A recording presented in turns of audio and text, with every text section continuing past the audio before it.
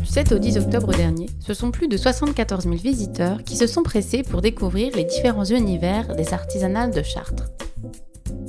Pour cette 18e édition, le salon a innové en inaugurant un nouveau pavillon, l'espace Happening.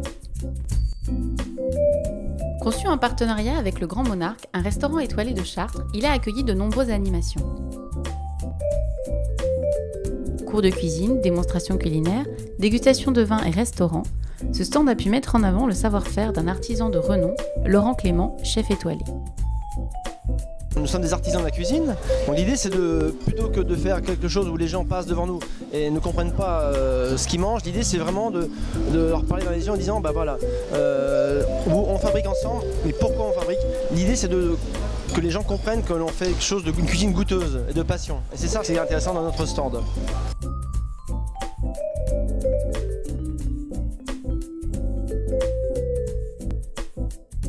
Les ateliers ont remporté un franc succès, comme nous le raconte Élise, 27 ans.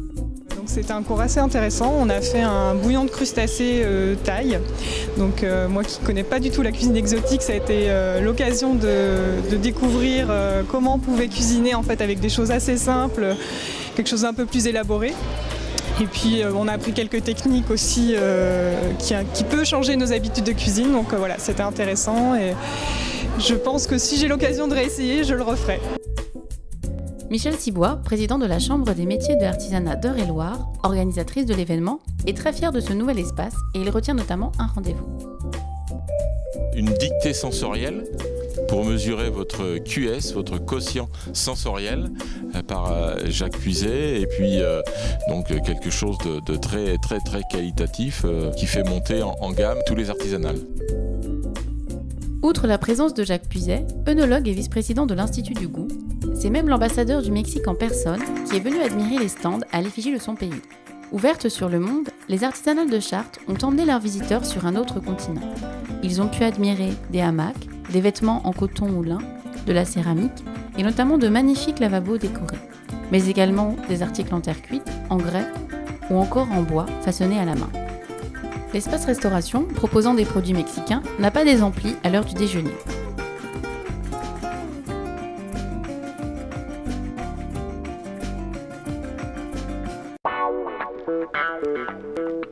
Seul salon à n'accueillir que des artisans, les artisanales ont reçu 500 exposants pour cette 18e édition. Parmi eux, 5 ont eu droit à une visibilité supplémentaire. Ce sont les lauréats des trophées MNRA. Richard Stobienia, tailleur de pierre, basé dans le Loir-et-Cher, a reçu le trophée du chef-d'œuvre pour une table basse en forme de piano. Il est ravi de sortir de son atelier et de rencontrer un public réceptif à son travail. L'artisan d'art est souvent dans son atelier, il sort peu. Avoir un lieu pour présenter notre travail, c'est toujours intéressant pour faire découvrir nos œuvres. On peut aussi présenter nos créations et montrer notre savoir-faire. Dans la même catégorie, Bernard Gauthier, ébéniste et marketeur, a reçu la mention spéciale chef-d'œuvre pour une commode en marqueterie massive réalisée spécialement pour le salon. La marqueterie massive sans support est une technique sur laquelle il travaille depuis plusieurs années dans son atelier de la Creuse. Nous sommes ébénistes. Ma femme était marqueteuse. Ma femme a eu l'idée de faire un meuble en marqueterie de bois massif sans support. Donc je lui ai dit que c'était impossible. J'ai retenu son idée. Beaucoup de personnes ont pris en photo ce meuble, la commode. Des personnes ont été intéressées. C'est très bien, je pense que c'est un bon salon.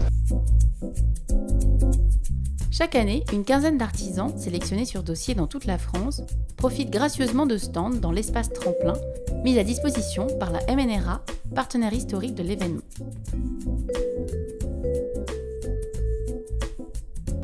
C'est ainsi qu'Olivier Leclerc a participé au salon.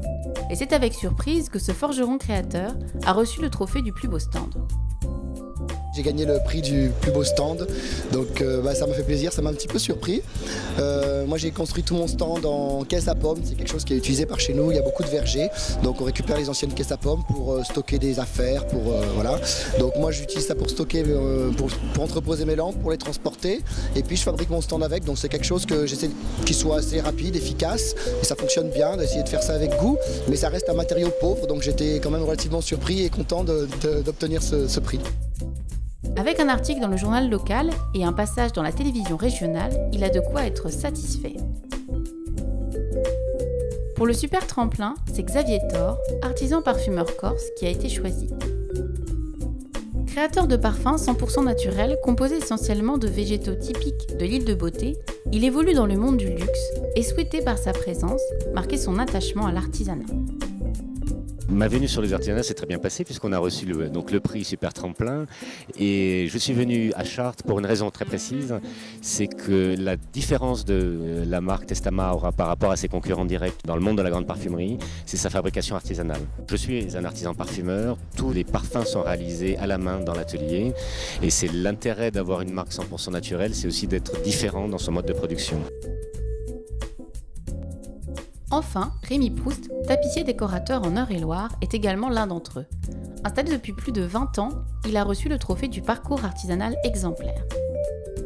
J'ai eu un bon retour au niveau de mon public parce que j'ai créé une table solaire en fait, une console table exactement solaire. Et en fait j'ai eu depuis des personnes qui étaient très intéressées au niveau de ça.